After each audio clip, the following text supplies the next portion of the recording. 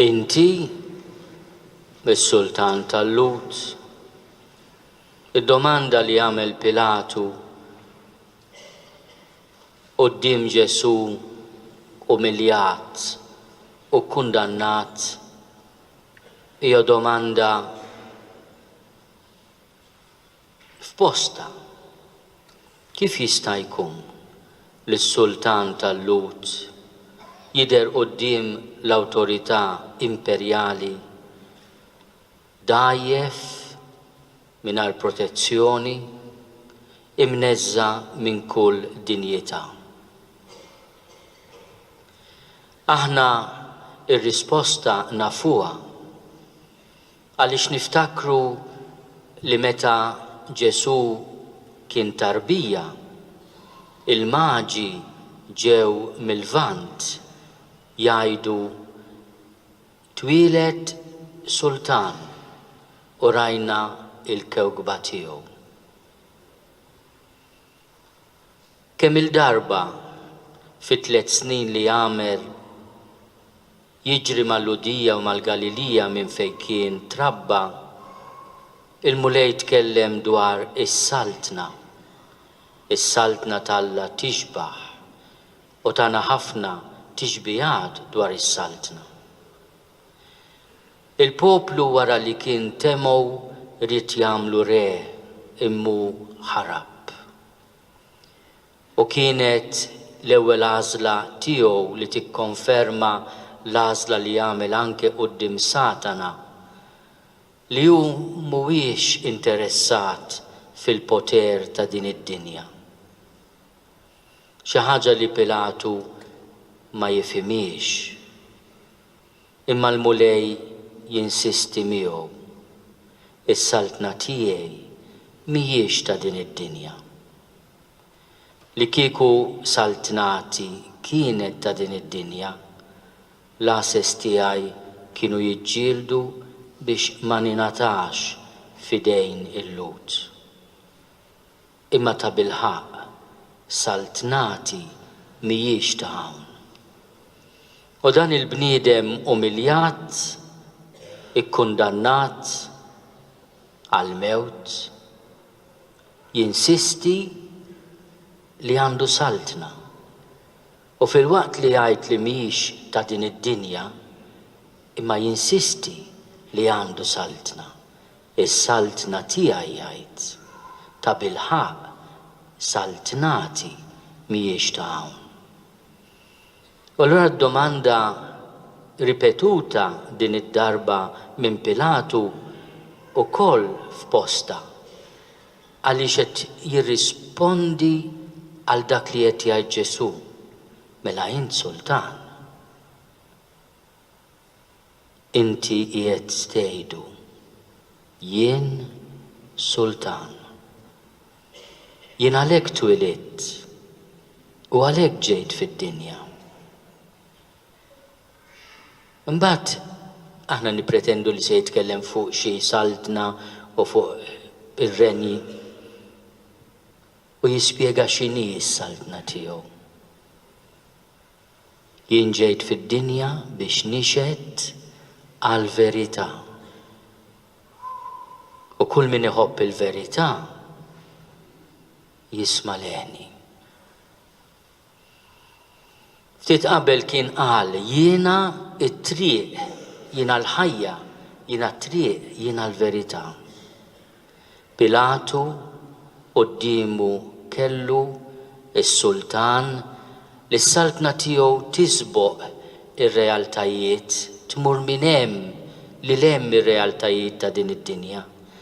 M'għandix il-kriterji tal-kobor ta' din id-dinja. Darba minnhom qal min jikmanda f'din id-dinja, kulħadd isejjaħlu benefattur. Kulħadd jistmaħ tal-poter li għandu, imma fostkom m'għandux ikun hekk. Fostkom minu l-ikbar wieħed għandu jkun għaddej ta' kulħadd. U meta tkellem fuq innifsu qal għax bin il-bniedem, jiġifieri jien, ma ġiex biex ikun moqdi imma biex jgħadi. U jkompli biex jagħti ħajtu b'fidwa għall-kotra. Pilatu qudiemu m'għandux biss bniedem ikkundannat, umiljat u disprezzat. Imma għandu s-Sultan li ġie jixed għall-verità. Li tixed għall-verità hija li tagħżel li tkun martri. Il-kelma xut hija martri fil-kliem tal-Evanġelju. Ġesu qed ifisser li hu Sultan għaliex huwa martri għall-verità. Imma meta lilna fdalna il-messaġġ u l-qalb għażiża tiegħu, lilna li nsar għalilna intom ix-xhieda tiegħi, intom il-martri tiegħi. Kull min iħobb il-verità jisma' leħni. L-istedina li tiegħi llum u għalli aħna inqimu lis-Sultan tagħna Ġesu billi nażlu li nħobbu il-verità. U jekk inħobbu l-verità nisimgħu leħnu. Imma kif konna nistaqsu lilna nfusna? Il-leħen ta' Ġesu, San Ġorġ Breka kien isejjaħlu leħen il-maħbub. Dan il-leħen x'jgħidilna? L-ewwel ħaġa li jgħidilna hija li jfakkarna fil-kmandamenti. Kien hemm żagħżugħ li l-mulej qallu x'nagħmel biex jiena jkolli il-milja tal-perfezzjoni. Qallu inti l-kmandamenti tafhom? L-ewwel tarġa. Leħen il-mulej ifakkarna fil-kmandamenti. Mod speċjali l-kmandamenti li jħarsu lejn il-proxmu tagħna. La tisraqx, la tikdibx, la toqtolx, la tiżnix, la tkun xajjur għal dak li għandu ħaddieħor. Is-soċjetà tagħna għandha bżonn tisma' dan il-leħen u għal-leħen li jerġa' jreġġana lura għas-safa tal-kuxjenza tagħna. Ħafna drabi aħna donna ngħixu qishom il-kmandamenti qatt ma smajnihom. Imma għandna bżonn nerġgħu nisimgħu leħen il-verità li fil-qalb tagħna terġa' tgħidilna la tikdibx. F'dinja li hija medda bil-fake news u l-post-truth, dan il-kmandament huwa attwali. Il-gidba saret strument ta' firda li tkisser mhux biss lin-nies imma popli sħaħ. Il-mulej jgħidilna bil-leħen qawwi imma meqjus u ħelu tiegħu la tikdibx. Għaliex fil-verità, fir-rispett tal-fatti, hemm ir-rispett veru ta' xulxin u lejn xulxin. Hemm il-vera responsabilità. Ħafna drabi aħna noħolqu l-gidba biex naħarbu mir-responsabilità tagħna. Imma l-mulej meta jgħidilna la tikdibx, ifakkarna li kulħadd irid ikun responsabbli ta' emilu u jrid ukoll jagħti kont tal-għażliet tiegħu. La toqtolx. Il-mulej ifakkarna f'dan il-kmandament. kemm inġustizzji joqtlu n-nies qabel ma jmutu, kemm abbuż ta' sustanzi, kemm umiljazzjonijiet ta' ħutna l-bnedmin li jagħmluhom ħsara fil-ġisem, fil-psike tagħhom u fir-ruħ tagħhom. Għax il-kmandament la toqtolx huwa l-kmandament li ħares lil kull wieħed u waħda minna fid-don sabiħ u prezzjuż tal-ħajja. Il-mulej jgħid la toqtolx lil min qed ixaħħam butu billi jirvina iż-żgħażagħ tagħna bid-droga.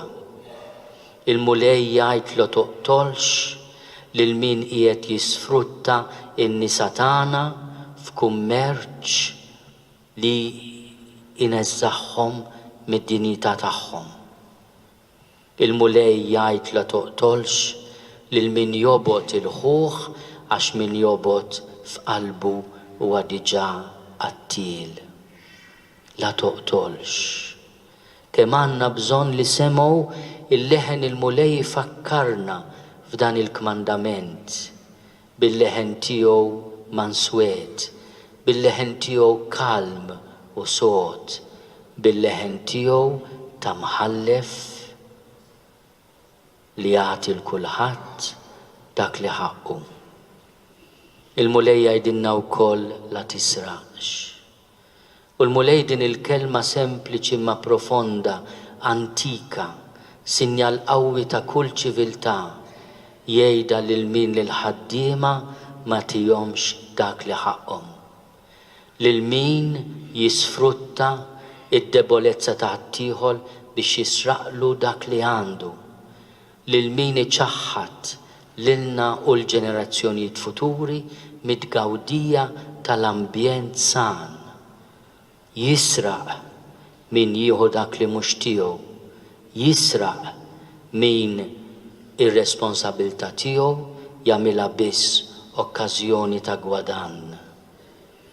Il-mulej ifakkarna fid-dinjità ta' kull persuna li tgawdi dak li għandha bi gratitudni u li ma tkunx la vittma ta' sens kbir ta' rejba li jkisser id-dinjità ta' min huwa vittma ta' dan il-vizzmu, imma wkoll jagħmel ħsara kbira fis-soċjetà.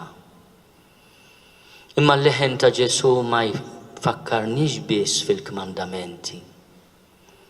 Il-mulej Ġesu bil-leħen għażiż u maħbub tiegħu tagħna wkoll kmandamenti li lilna l-insara jagħtuna marka li biha għandhom jarfuna. Min dan jarfukom li intom tiegħi jekk tħobbu lil xulxin u tħobbu lil xulxin kif ħabbejtkom jien.